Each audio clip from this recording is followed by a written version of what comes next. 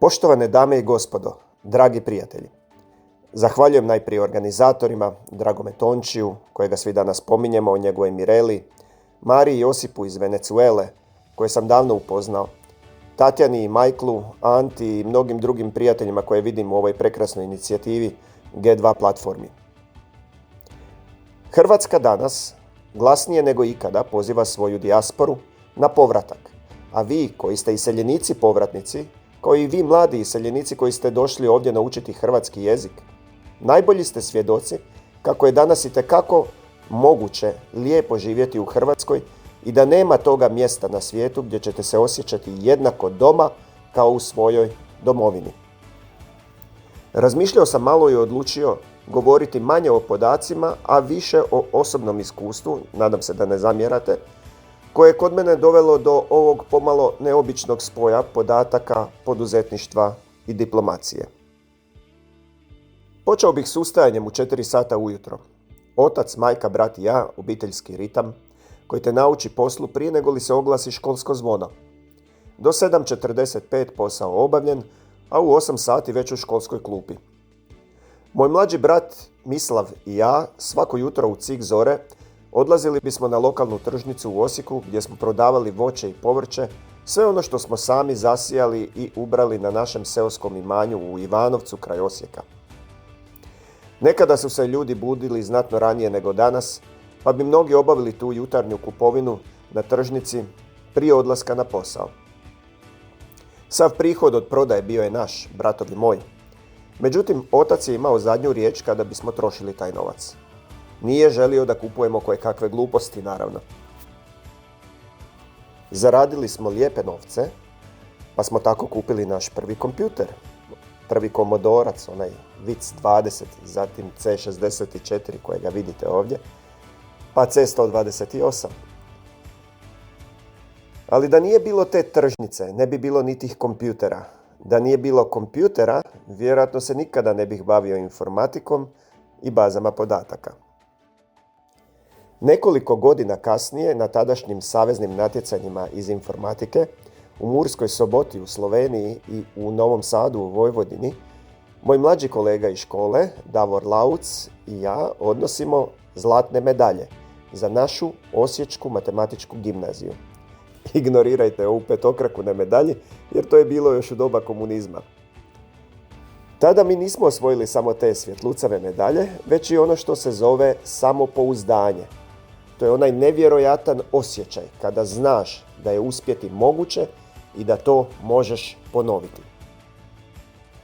10 godina kasnije, Davor i ja postali smo poslovni partneri. Pokrenuli smo Zavod za poslovne istraživanja i nakon 10 godina razvoja prodali ga švedskom Bisnodeu, danas DNB, Dun & Bradstreet. I to je bio naš prvi poslovni exit. Bez tog partnerstva ne bih postao poduzetnik kakav sam bio veći dio svoje karijere, puno prije ulaska u diplomaciju. Nakon toga uslijedilo je jedno vrlo mučno razdoblje života s 3 teške operacije. Premda sam tada bio direktor jednog startupa za najveću bankarsku grupaciju u Njemačkoj. Poslovno gledano bilo je sve savršeno. Tamo sam u kratko vrijeme izgradio uspješnu tvrtku, tako reći ni iz čega.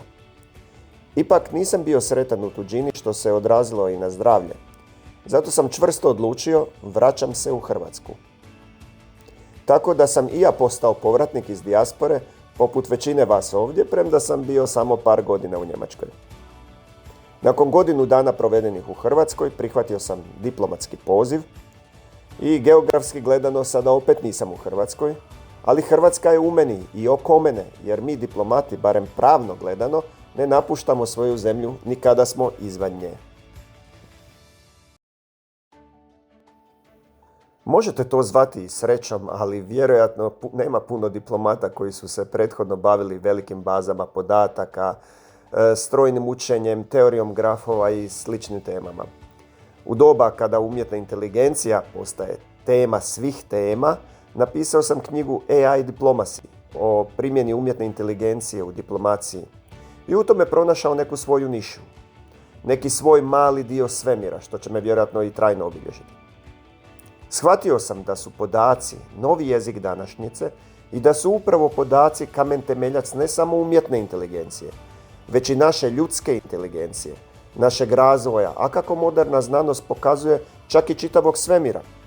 Temelj svega je informacija, a informacija je podatak kojemu je pripisano nekakvo značenje.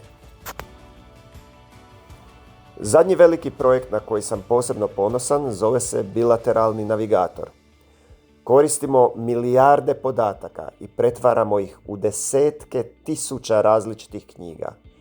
Pa smo tako za svaki par država na svijetu napisali knjigu od preko 300 stranica. Dakle, to nije tek nekakva biblioteka. To je infrastruktura šireg međunarodnog povjerenja. Danas se te knjige nose kao darovi prigodom državnih posjeta. Koriste ih diplomati i poduzetnici koji žele vidjeti gdje se interesi preklapaju, a gdje se nadopunjuju. I zato ako me pitate što me najviše raduje u tom projektu, to nije samo taj impozantan broj knjiga. Raduje me to što Hrvatska ima veleposlanika, čije knjige koriste ne samo Hrvatska, već i brojna druga veleposlanstva i ministarstva vanjskih poslova drugih država širom svijeta. Dakle, nije to samo moj osobni uspjeh. To je još veći, puno veći uspjeh i korist za našu državu. Do prije 1-2 dana bilo bi nezamislivo da mi Hrvati drugim državama tumačimo njihove odnose s trećim državama. Zato je ovo jedan od najvećih projekata javne diplomacije i to ne samo Hrvatske. Kada pričamo o ovim projektima, ljudi me često pitaju: veleposlaniče, kako vi to sve stignete? A ja im kažem, ne radi se o tome koliko sati imate, već koliko efikasno koristite podatke i alate koji su vam dostupni. Evo vam jedan primjer iz diplomatske prakse. Prije 5 godina, recimo, priprema za bilateralni sastanak na ministarskoj razini trajala bi tjednima. Gomile papira, tisuće e-mailova, koordinacije između različitih ureda, a danas to sve umjetna inteligencija u nekoliko minuta prođe kroz tih 100 dokumenata, izvuče ključne teme, predloži prioritete. Diplomati se tada mogu fokusirati na ono što strojevi ne mogu, a to su ljudski odnosi, pregovaranja i konačno sama intuicija. Ali znate što je najzanimljivije u ovoj priči? Isti ti principi vrijede za sve vas koji pokrećete svoje biznise. Netko ovdje razvija gaming aplikacije. Moje pitanje vama je: koristite li podatke u ponašanju igrača kako biste optimizirali gameplay? Netko ko se bavi dronovima, analizirate li podatke letova da poboljšate svoje algoritme? Netko tko je u poljoprivredi, koristite li satelitske podatke ili IoT senzore?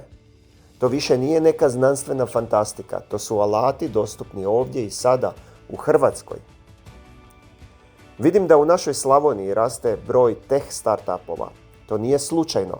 Hrvatska ima izvrsne programere, ali još važnije, ima ljude koji su takozvani problem solveri.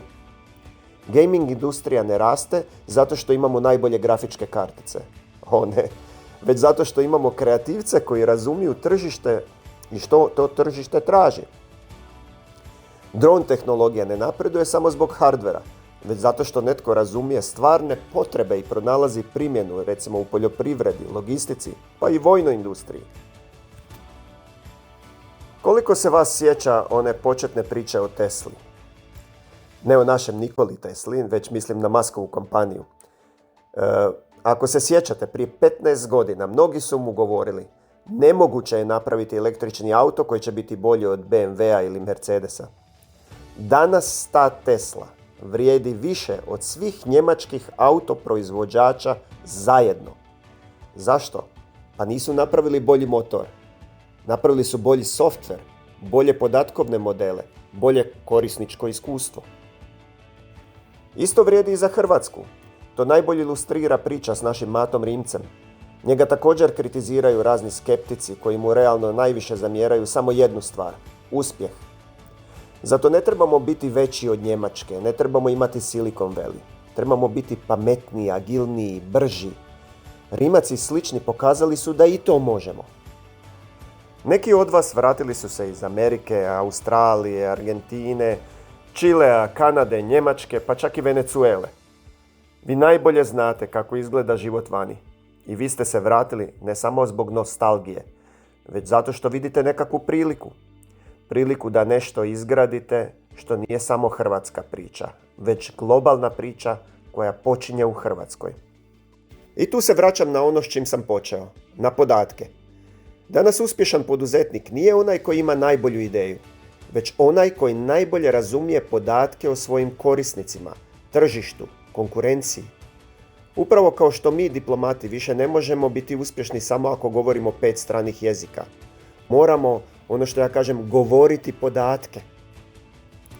Simbolički govoreći, od nikada nedozidane babilonske kule u pokušaju da dosegnu Boga na visini, ljudi su se počeli dijeliti jer se nisu dobro razumjeli. Međutim, razvojem strojnog učenja i umjetne inteligencije, jezik je prestao biti barijera i sada počinje jedno potpuno novo razdoblje čovječanstva, kada gradimo mostove suradnje na temelju objektivnih zapažanja, dakle podataka. Jezici nas i dalje razlikuju, ali podaci nas povezuju. Kada isti skup podataka postane zajednički jezik, potpuno je nebitno nalazite li se ovdje u Novskoj ili u Štokholmu. Nekad je mjerilo vrhunskog diplomata bilo koliko jezika govori, ali idemo vidjeti kako je to danas. Na engleskom jeziku ovu rečenicu bismo izgovorili ovako. Ladies and gentlemen, language is no longer a barrier. Facts and data have become our common language. Ista rečenica na španjolskom zvučila bi ovako. Señoras y señores, hoy el idioma ya no es una barrera. Los hechos y los datos son nuestro lenguaje común. Želite li sada čuti moj francuski? Mesdames et messieurs, aujourd'hui la langue n'est plus une barrière. Les faits et les données sont notre langue commune. Hajde pokušat ću sada i na kineskome. 女士们、先生们，今天语言不再是障碍，事实和数据是我们共同的语言。 A za kraj bismo mogli probati i na arapskom. السيدات والسادة، اليوم لم تعد اللغة حاجزاً. الحقائق والبيانات هي لغتنا المشتركة. Ovo što ste upravo čuli, to je bio moj glas, ali to nisam bio pravi ja, već umjetna inteligencija. Premda je dakle ovo bila snimka, već danas postoje rješenja koja prevode s jednog jezika na drugi u realnom vremenu. Pa stvarni kapital postaje ono što govorimo, a ne jezik na kojemu to govorimo. Poanta dakle nije u nekakvom triku. Poanta je u povijesnoj prekretnici. Jezici prestaju biti barijera i postaju gole činjenice, informacije i podaci. Zato mislim kako je danas puno važnije biti dataglot nego poliglot. Umjetna inteligencija već sada prevodi ogromne količine sadržaja koje čitate po raznim portalima, na takozvanim društvenim mrežama, ali i u knjigama. U početku je umjetna inteligencija bila samo pomoć u prevođenju. Sada to već radi izvrsno, pogotovo za engleski jezik. A uskoro će i za sve druge jezike svijeta biti kudikamo bolji prevoditelj od bilo kojeg čovjeka. No postavlja se pitanje, ako jezici više nisu barijera, što onda postaje konkurentna prednost? Odgovor je jednostavan. Brzina učenja i prilagodba. Glede te prilagodbe, mogu vam reći što vidim kao diplomat u Švedskoj. Švedska je zemlja dakle od 10 milijuna ljudi, 2,5 puta više od Hrvatske, premda to u globalnim razmjerima i nije toliko puno više. Ali Švedska ima 7 puta veći BDP, bruto domaći proizvod, od Hrvatske. Zašto Švedska ima IKEA, Volvo, H&M, Ericsson, Spotify i druge slične popularne svjetske brendove? Nije to zato što su Šveđani pametniji od nas, niti zato što imaju više resursa. Razlog je što su naučili jako brzo identificirati globalne trendove, prilagoditi se i skalirati. Zato kada idući put čujete Rednecksov Cat Night Joe ili Icona Pop I Love It ili Europe i njihov hit onaj The Final Countdown, sjetite se prilagodbe, jer to sve nisu američki ili britanski, već švedski hitovi. A znate što? Hrvatska ima iste preduvjete. Imamo izvrsno obrazovanje, imamo ljude koji govori 3-4 jezika, imamo geografski položaj koji nas čini mostom između istoka i zapada. I imamo ono što druge zemlje možda nemaju, dijasporu koja je uspješna diljem svijeta i koja je spremna vratiti se i uložiti u svoju domovinu. Došao sam ovdje u Novsku, gdje je rođen i moj otac, upravo kako bih sreo sve vas koji potvrđujete sve ovo o čemu sam govorio. Gaming kompanije koje rade za globalna tržišta, drone startupovi koji rade u 15 zemalja, agritech rješenja koje koriste farme u Njemačkoj. To je Hrvatska o kojoj govorimo. Hrvatska koja ne čeka da joj neko drugi napravi rješenja, već ih mi sami razvijamo.